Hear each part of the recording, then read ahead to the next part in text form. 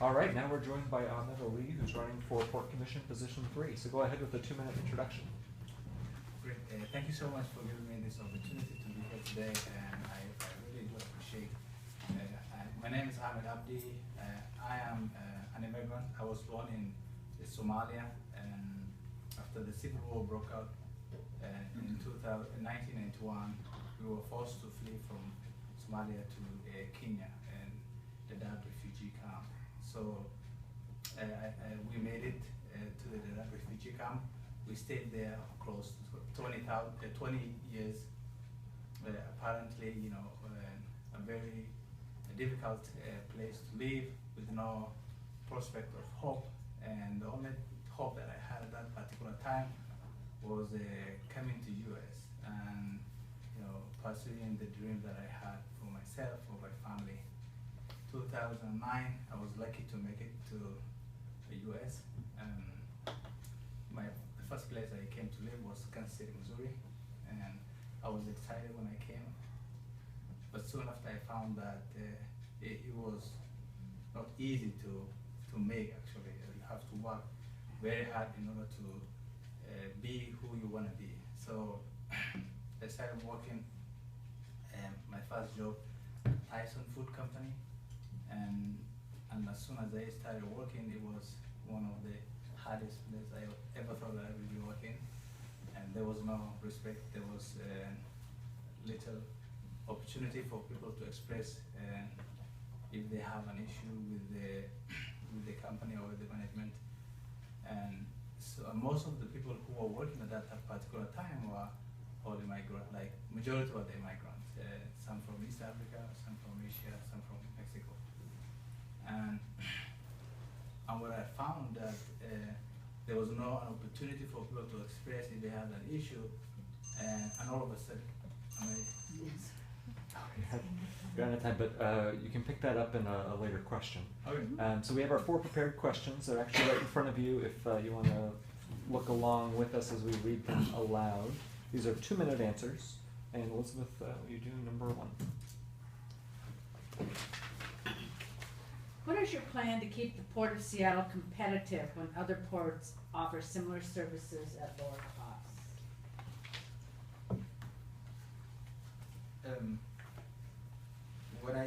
When I hear or see the Port of Seattle, I see a place whereby a lot of money is coming into, but in terms of making its face to be a port where it's receptive to workers' issues, and it's really difficult to actually say that the port is making, you know, progress in terms of and how it is treating the workers and the families the communities around the port of Seattle. What I think is that I think it's important for us to invite businesses to, you know, come and bring jobs, but it's also important for us to have jobs that are really paying well and respecting and the working folks, and to, you know, to be able to prosper. So that's what I think. Both we need to bring more investment, as well as also we need to have enforcement of labor standards and with the respect of workers. And yeah. Ben, number 2. What is your position on the leasing of port facilities to oil drilling operations? I am completely against when it comes to leasing and oil drilling, because what I know is that in order for our community to be safe, we need to work, and we have to be looking at the well-being of the community. And it's a really dangerous thing to do, to agree or to bring the oil drilling in our community. And it's against our health, and it's also going to bring it's going to be detrimental to our health overall. And I will be definitely against anything like this. Jason, number 3. What changes or reforms do you support for the Port Commission itself? Well, I believe currently, the port commissioners, and they are just like part-time workers, right? They're there as a part-time. Mhm. So in that sense, they don't have ability to review what and the things are coming to the table, and they don't have control of what could be the best policies should go through the port. So I believe that the port commissioners need to be a full-time position, and I will do my best to advocate for that. And in order for the port commissioners to be able to do their job well, they should have enough time. They should be employed they should be there as full-time employed. That's what I believe. Yeah. And that's the way that we can make changes. Bring me in before. Do you believe we have achieved full transparency in the port's contracting and compensation practices, and where do you see possibilities for further improvement? When it comes to contracts, especially in Seattle and in SeaTac Airport, and the Port Authority does not look into where the companies that they are contracting and actually have the value of helping workers. They don't look into that. And if I get the opportunity, when I get the opportunity to be, if I'm elected, I will work very hard to make sure that all the policies, leasing policies that both have should include protecting workers' rights and also enforcing the current laws that we have, such as the Provision 1, and so that that we don't just award and people who don't want to help the workers, so definitely I'm for that. Great, so now we'll open up to follow-up questions. These are 1-minute answers. I'll start, and then Ben, Elizabeth, and John. So in your opening statement, you ran out of time. I just wanted to give you 60 seconds to continue where you left off. Okay. So yeah, when I came and I tried my best to work hard to fight for even those migrants that we were living together at that particular time. I did my best. We were able to raise our voice and force the management to acknowledge the issues such as safety problem that we had. And I was happy to make those changes. But finally, when I moved to Seattle, where I found my wife and I settled here, went to school and college, and then I was lucky enough to get an opportunity where I was able to work as an organizer with work in Washington, and was blessed to be a part of the SeaTac Prop 1 campaign, whom I worked as a community and faith organizer. And whenever I look at how much progress we made, on how much the workers are happy, it's really it's an odd thing to do, and I'm really blessed that I did. Yeah. Ben, and then Elizabeth. So what policies and practices would you push for the port to be more environmentally friendly, and please consider the airport as well as the seaport? So, there's so many pushback from the current, administration in terms of environment and how to deal with it. So for me, I will make sure that anything that happens that reflects our environment, that we look into it, how much impact it's going to have in our environment. And when we are considering such things, we need to know in order for us to take a better action. And so I'm willing to learn what kind of impact that at any one time, if there's something that we need to do, what kind of impact that it may have. And I'm willing to sit down with the environmental groups every month once with them and see what policies that they're putting forward that I can be part in terms of supporting. So that's what we'll do. I I'm willing to learn what I don't know, and make sure that I listen to those who are expert and take forward with me what they need as an implementation. Elizabeth, John, and Liz. You could go on, I was just gonna ask you to expand upon what you were talking Great. about. John, Liz, and then Sophia. Great. You're running against an incumbent. Could you compare and contrast yourself with the incumbent? Yeah. First of all, I do care. I'm very passionate about workers' issues. I have done that in my entire life, and I'm willing to do whatever it takes to improve the lives of those low-wage workers and make sure that they have prevailing in a livable wage, health benefits, and so on and so forth. What I've seen on the incumbent, the person I'm running against, is that she has not been supportive of the 15 minimum wage, and she was also part. She also agreed the drilling, the oil drilling in Seattle, which all of them I'm against, and I have better knowledge what actually workers really feel. I have been organizing them. I know their stories. I know what they go through, and even now, workers come to me and tell me about the issues. I try my best to refer to where they can get help. As someone who's working with the Fair Work Center, what I do is I train labor standards, and so that's how I always, sorry. Liz, and then Sophia. The Port of Seattle is one of the very top, most porous ports in the country for human trafficking. What is the responsibility of the Port Commission to working proactively to change that? And how would you work to change that as a commissioner?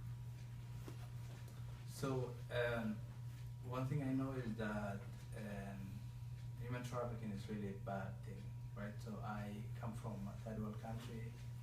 I know the temptation of when people want to come to this country and fulfill their dreams, and and people will do anything it takes to do that, right? And pay money. So what I think is that the port should do, the port should stay in a responsible way in terms of addressing those problems, the underlying problems. Why is this happening? Where is the issues where is this coming from? And the policies that the port makes should reflect on how best it can impact in not only be the gate of stopping, but also trying to look ways in which that we can do some kind of prevention. Sophia. So, despite the fact that the port is so important to our city and our economy, most people in Seattle don't really know what the Port Commission does. They probably can't name a port commissioner. What could you do to increase community understanding of the work of the Port Commission, and especially their involvement in the decisions before there's a problem? Before, so not just when they're being impacted and they want to come and complain, but before the decisions are made. That's a good question. So one already I'm doing right now, I'm talking to people, right? The people that have never known or will not have had the chance to know who is a port commissioner, what do they do, and especially migrant family, people of color, migrant and refugees. They don't know nothing about the port and the existence and the structure of it. I think that what could be better is if make the port commissioners coming from districts rather than a whole King County. I don't know if that makes sense. If it could have been a district, so like it's elected from districts rather than the entire King County. But in that way, people will have had the chance to know exactly what was, just like any other candidates, such as such as a council member or anybody. I don't know if I answered your question. So I've got one. So you mentioned that your opponent was against the $15 minimum wage. I know that the port generally pushed back against that, but what specifically, either in terms of votes or public statements, did she do against the $15 minimum wage? I can't remember anything like I'm saying in general, like the whole commissioners were against the 15, wage. They only supported. They brought forward their own wage, right? And they don't. None of them stood up and said, no, this is not right. I believe that if you agree on one thing, it means you agree on all everything. So regardless of whether she has spoken wrong or they have all spoken wrong, I believe that's the same. They have all supported. Great, thank you. Clayton? I'd like to focus on the airport for a second. We're told that the airport is the 9th busiest airport in the United States. How do you understand the fiscal plan of the airport in terms of changes in planning, construction that are needed out there? For instance, the rapid transit doesn't go all the way to the airport, so people have to figure out a way to get from the end of rapid transit to the airport. So how do you see that? How do you see the airport itself? I know the airport and the port at large is a very complex entity, right? And I don't know everything about the port, to be honest. But I'm willing to sit down and figure out what those complexities are and how best that any policies that come through the commission should be impacting in terms of making it easier access, as you talked about, and everything else, including job, including security and everything. I think that should be, the commission should figure out. And this is one of the problems that they don't have enough time that they put into the port itself, because commissioners are working part-time, and in that sense they don't have enough all the tools to apply on that. So I will be more than happy to work and push forward in making full-time. Yeah. Okay, we have time for a couple more questions if people have them. Jason? Could you describe some of the intermodal infrastructure that may be needed at the port, considering ship, rail, etc., trucking? I mean, I know that they're trying to extend and build and because the port currently is growing, right? It's growing big, especially the airport, and they are doing some extension and building other gates. And I know that there's also some rails that needed to be added in order to expand. But as I said, as soon as I go into deep dive into these issues, I will figure out what will be the best approach in that sense. I don't have all the answers. Time for one last quick question, Liz. When the federal government started detaining people at our airports, we felt that our airport had been invaded. And I'm wondering if you see the responsibility of a port commissioner for long-term protection as the federal government seeks to use our airports to change immigration. Yeah, I actually saw, for me, when I heard that someone who is inside the airport is not part of US, like even if your plane touched down, until the officer, the immigration officer lets you in, you are not in US. So I think there's a lot of things that the port commissions can do to address those issues. I don't think that was the right thing. So, but I don't know enough. Great, so we are about out of time. If you want to take 30 seconds for a closing statement. So first of all, thank you so much for giving me the opportunity. And this is the first time I'm running for an office, and this is the first time to be interviewed for this really great opportunity for me. I am passionate about and helping being the voice of those who normally don't have, and in particularly the cab drivers, the Uber drivers, those who are currently working inside, the port truck drivers, all these folks that who day to day that struggle to make the ends meet. I want to be their voice. I know them, how to get their voice out. So that's what I would like to do. So I'm given the opportunity, and I appreciate your time. Thank you. Great, thank you very much.